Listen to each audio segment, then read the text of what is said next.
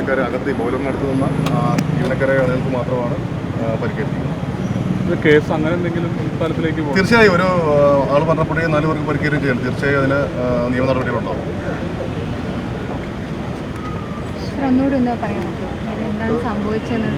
ഇവിടുത്തെ ബോയിലർ പൊട്ടിത്തെറിച്ച് അവിടുത്തെ ജീവനക്കാർക്ക് പരിക്കേറ്റാണ്. അതിൽ 4 പേർക്ക് പരിക്കേണ്ട ഒരാൾ മരണപ്പെട്ടിട്ടുള്ളതായിട്ടാണ് അറിയാൻ കഴിഞ്ഞത്.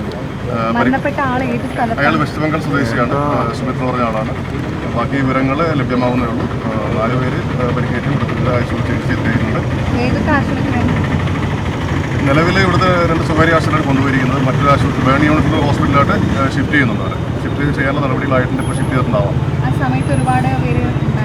ആ സമയത്ത് വളരെയധികം പേരൊന്നും ഇല്ലായിരുന്നു. എന്നാലും കൗണ്ടറിൽ മറ്റു ആഹാരം കഴിക്കാൻ ആളുകൾ വന്നിരുന്നു. ഇത് സ്ഥാപനത്തിൻ്റെ അകത്ത് ബോയിലറുമായിട്ട് ബന്ധപ്പെട്ടൊരു ക്ലാസ് ആയതുകൊണ്ട് തന്നെ പുറത്തേക്ക് നിന്ന ആളുകൾക്കാർക്കും പരിക്കേൽക്കേണ്ട സാഹചര്യം ഉണ്ടായിട്ടില്ല. സുരക്ഷാ കാര്യങ്ങളൊക്കെ പരിശോധിക്കേണ്ടിയിരിക്കുന്നത് അത് ഈ ബോയിലറുമായിട്ട് ബന്ധപ്പെട്ട കൺസേൺ ഡിപ്പാർട്ട്മെൻറ്റിൻ്റെ പരിശോധന കഴിഞ്ഞാൽ മാത്രമാണ് എന്താണ് ഇതിന് കാരണമെന്ന് നമുക്ക് അറിയാൻ കഴിയും. ഗ്യാസ് സിലിണ്ടർ ഉണ്ടായിരുന്നു, ഗ്യാസ് സിലിണ്ടർ കാര്യങ്ങളും ഉണ്ടായിരുന്നു. പക്ഷേ അത് ബ്ലാസ്റ്റ് ആയിട്ടില്ല. ഈ പറഞ്ഞ ബോയിലറുമായിട്ട് ബന്ധപ്പെട്ട ബോയിലറാണ് പൊട്ടിത്തെറിച്ചിരിക്കുന്നത്.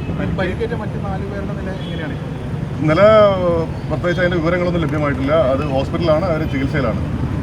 കുറച്ച് സമയം കഴിഞ്ഞാൽ ഡോക്ടർമാരോട് ബന്ധപ്പെട്ട് അത് കൃത്യമായിട്ട് അവരുടെ സ്റ്റാറ്റസ് പറയാൻ. അടുത്ത നടപടി തീർച്ചയായും ഒരാൾ മരണപ്പെട്ടതാണ്, 4 പേർക്ക് പരിക്കേറ്റതാണ്. ഒരു നിയമ നടപടി തരം തീർച്ചയായും ഉണ്ടാവും. അല്ല, ഫോറൻസിക് അടക്കമുള്ള എല്ലാവിധ പരിശോധനകളും ഉണ്ടാവും ഈ കാര്യത്തിൽ. ഇല്ലല്ല, പ്രേമാവസി നമ്മളിവിടെ അപകട ആൾക്കാരെ അവിടെ നിന്ന് മൂവ് ചെയ്യുക എന്നുള്ളതാണ് പ്രധാന കാര്യങ്ങളായിട്ട് ചെയ്തത്. പിന്നെ സീൻ കാർഡ് ചെയ്തിട്ടുണ്ട്. ബാക്കിയുള്ള നടപടികൾ പിന്നീടാണ്. ജീവനക്കാരെ സംസാരിക്കേണ്ടതുണ്ട്. അവരെ പിന്നീട് ഈ പറഞ്ഞ ആൾക്കാർ അവർക്ക് ഓൾറെഡി പാനിക്കായിട്ടിരിക്കുകയാണ്. അപ്പോൾ അവരൊന്ന് സ്റ്റേബിളായിട്ട് വേണം അവരോട് കാര്യങ്ങളൊക്കെ ചോദിക്കും.